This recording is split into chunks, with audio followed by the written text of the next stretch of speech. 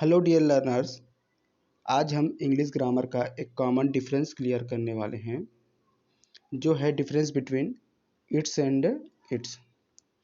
देखिए, दोनों का प्रोनाउंसिएशन उच्चारण सेम है, लेकिन इनके स्ट्रक्चर और इनके अर्थ में पर्याप्त अंतर होता है। तो चलिए इसी अंतर को हम क्लियर करते हैं, ताकि रिटर्न इंग्लिश में आपसे इस प्रकार की गलती ना हो। देखिए learners, it's is the possessive form of it. ठीक है, ये देखिए इस वर्ड को ITS है ना, is the positive form of it. वो इट का पॉजिटिव फॉर्म है। पॉजिटिव फॉर्म मीन्स वह रूप जो संबंध या फिर अधिकार बताए, है ना। तो यहाँ पे देखिए इट का मीनिंग क्या होता है, यह। तो जब हमने उसमें एस लगा दिया, है ना, तो वह उसका पॉजिटिव फॉर्म बन गया। क्या बन गया? इट्स। इसका मीनिंग होता है इसका। यह ठीक उसी प्रकार है जैसे आई का मीनिंग होता है मैं। तो जब हम इसका पॉजिटिव फॉर्म बनाते हैं तो हम क्या बनाते हैं? माई, मेरा। उसी प्रकार से यू मतलब होता है तुम, लेकिन जब हम इसका पॉजिटिव फॉर्म बनाएंगे तो क्या बनाएंगे? यूअर, तुम्हारा। ही का मीनिंग होता है वह, लेकिन जब हम उसका पॉजिटिव फॉर्म बनाएंगे तो वो क्या होगा? उसका होगा। उसी प्रकार से इट मीन्स होता है यह। तो जब हम इसका पॉजिटिव फॉर्म बनाएंगे तो क्या होगा? वो इसका होगा। आई होप ये आपको समझ में आया होगा। चलिए इसको और एग्जांपल से क्लियर करते हैं।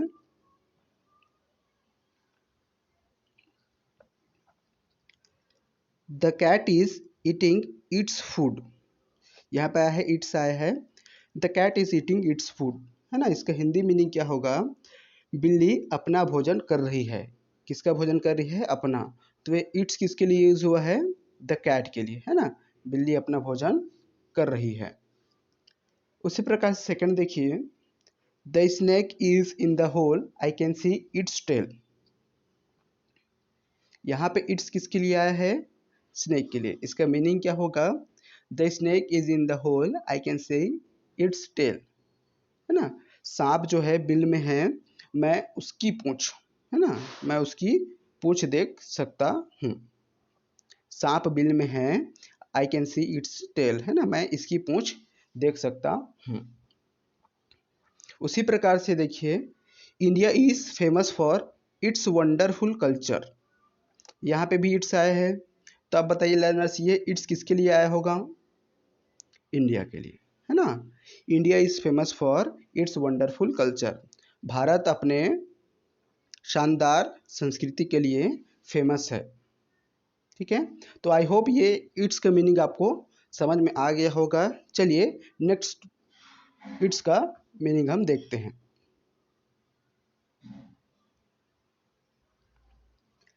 It's is a contraction of it is और इट हैज़। तो ये वाला जो इट्स है लर्नर्स, देखिए IT ऊपर में इसकी क्या है? एपोस्ट्रॉफी है।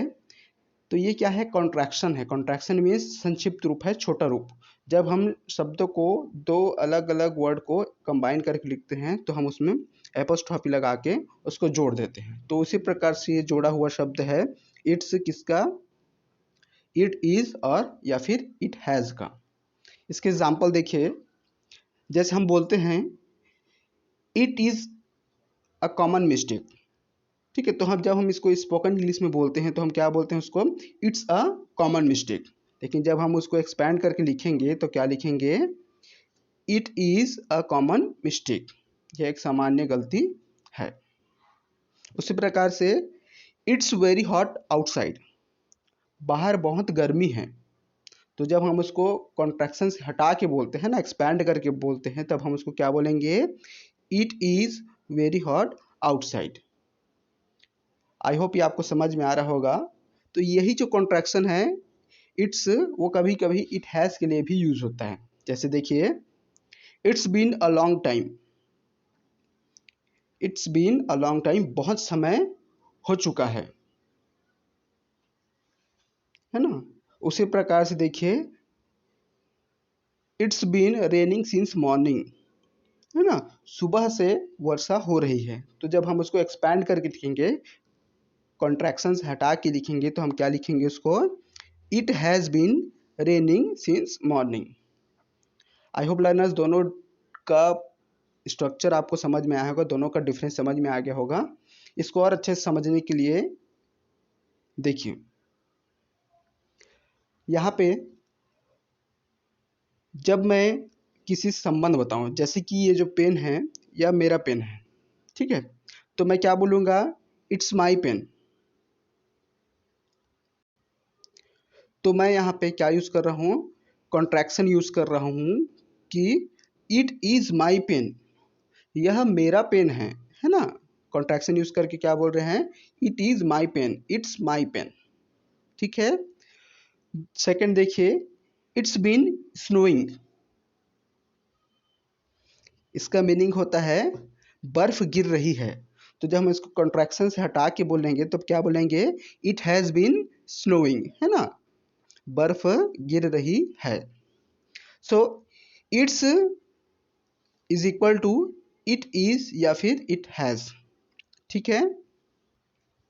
लेकिन जब हम पोजेशन बताते हैं, संबंध बताते हैं, तब हम इट्स का पॉसेसिव फॉर्म यूज करते हैं।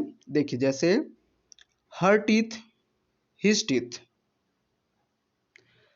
तो उसी प्रकार से ये क्या हो जाएगा, इट्स टीथ, क्योंकि ये एनिमल है। हम एनिमल जो नॉन लिविंग, जो एनिमल है और नॉन लिविंग थिंग्स है उसके लिए हम इट्स का इस्तेमाल करते हैं। तो वो क्या हो जाएगा, इस कुत्ते के दांत, तो क्या हो जाएगा, इट्स टीथ।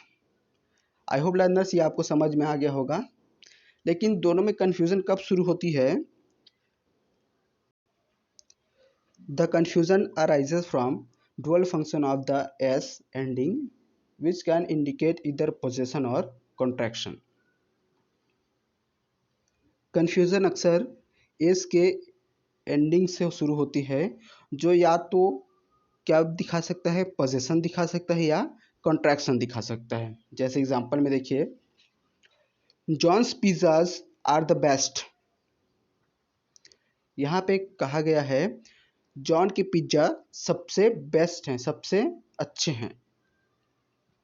तो इसका मीनिंग क्या होगा, the pizzas which are John's, है ना, पिज़्ज़ा जो जॉन के हैं, that is in that he makes them, है ना, जो उसने खुद बनाए हैं वह बेस्ट हैं। ये यहाँ पे कैसे यूज हुआ है, यहाँ पे ये जो एस है वो पोजेशन के लिए यूज हुआ है, ठीक है। लेकिन जब हम इसको ऐसे यूज करें, जॉन्स गोइंग टू स्कूल, है ना, जॉन्स गोइंग टू स्कूल, तो इसको जब हम एक्सपैंड करेंगे, अभी यहाँ पे ये कैसे यूज हुआ है, एज अ कॉन्ट्रैक्शन यूज हुआ है। कॉन्ट्रैक्शन यूज होने की वजह से ऐसा है ये। तो क्या हो जाएगा, इसका जब हम एक्सपैंड करेंगे तो John is going to school. इसमें आप एक बात ध्यान में रख सकते हैं कि हम सर्वनाम में अधिकार दिखाने के लिए कभी भी एस का उपयोग, है ना, एस का प्रयोग नहीं करते हैं। इसीलिए हम एच आई एपोस्ट्रॉफी एस नहीं लिखते हैं, उसकी जगह पे हम क्या लिखते हैं, हिस लिखते हैं, जब हम उसका पोजीशन बताते हैं। हिस मीन्स उसका। आई होप लर्नर्स ये डिफरेंस आपको समझ में आ गए होंगे। नेक्स्ट टाइम आप लिखते समय कौन सा इट्स उपयोग करेंगे ये अब आपको समझ में आ गया होगा। आपने इस वीडियो को पूरा देखा, इसके लिए थैंक यू।